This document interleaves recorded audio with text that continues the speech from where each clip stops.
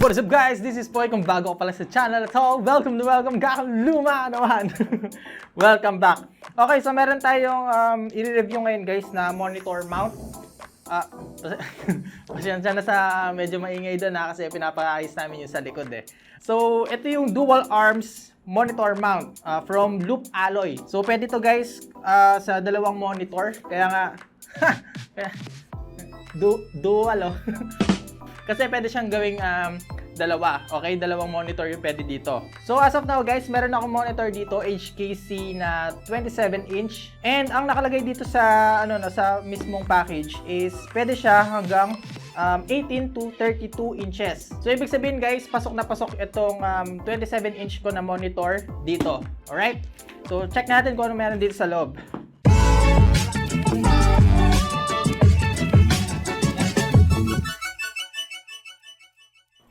Okay, so inside the box, we have this user manual. Okay. Itong clamp. Guys, ang bigat niya. So, full metal siya. Then, inside the box, merong dalawang box ulit. Hindi naman siya ganun kakapal yung karton na ginamit. Pero, still, good job pa din kasi another packaging sa loob para hindi ma-damage yung mga item. So, mamaya assemble natin para malaman nyo din kung paano siya i-assemble. Meron nang naka-provide na tools. Merong mga allen, merong wrench. Okay, kompleto lahat.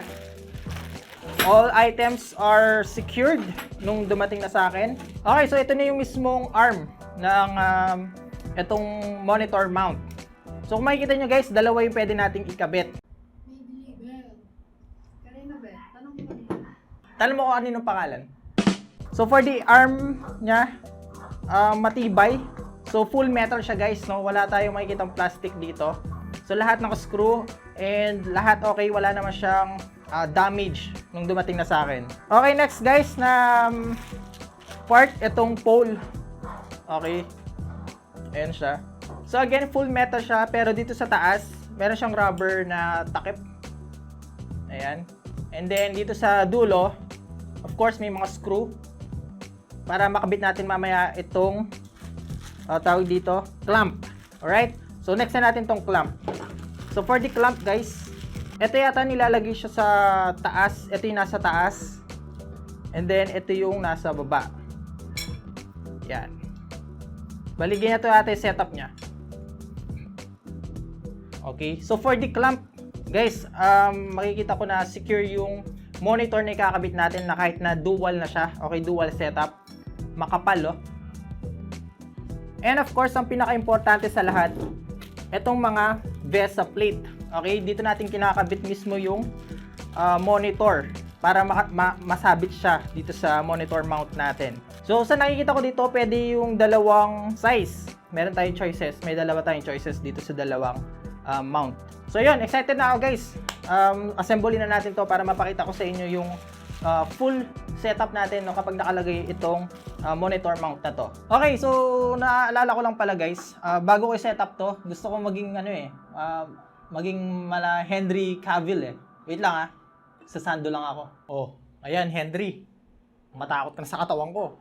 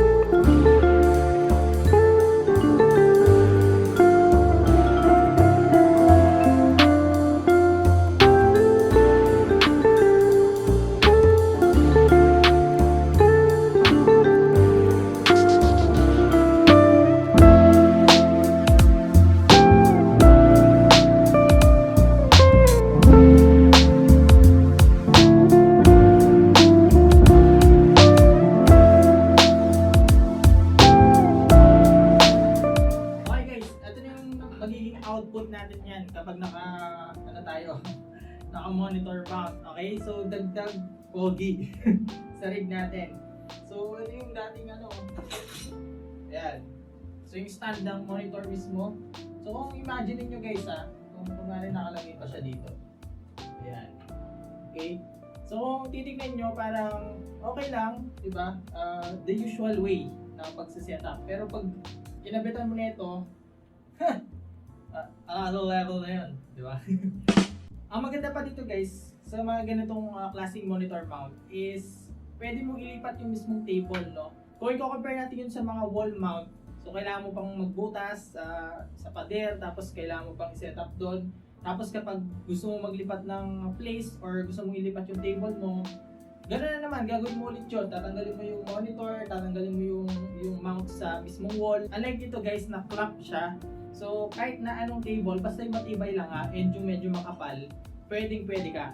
And recommended ko siya, lalo na kung meron kang dual monitor setup. So ganito muna yung setup na ipapakita ko sa inyo guys, hindi siya yung actual na setup kasi wala yung CPU or yung rig talaga. Ipapakita ko sa inyo guys kapag kompleto na, okay? Kapag meron ng pangalawang monitor na, syempre, sponsor alam mo. Kaya binili ko tong monitor mount na to na dual pang dual monitor kasi sponsoran tayo nun, nasa Sigurado ka na muna pa yung mount mo sa monitor. Siyempre, ayan. Nga pala guys, ang kuha ko pala dito is 1,000 plus 1,300 yata sa Lazada. Ayan, sa Lazada ko siya nakuha. So ililink ko na lang guys itong mismong monitor mount kung saan ko siya binili para at least secured and alam nyo na safe yung package kapag dumating sa inyo. At kung gusto pa na ganitong klaseng video, pinapaya ko na sa iyo, kaibigan, mag-subscribe sa channel na to. Huwag mo na kalimutan mag-like, share, comment, at yung notification bell para updated ka pag meron tayong bagong upload. Henry, tatakot ka dito, ha? Kala mo. Again, this is Boy, unboxing anything just for you. Hanggang sa muli nating pagkikita. Set up ko muna to. Alright? Nice!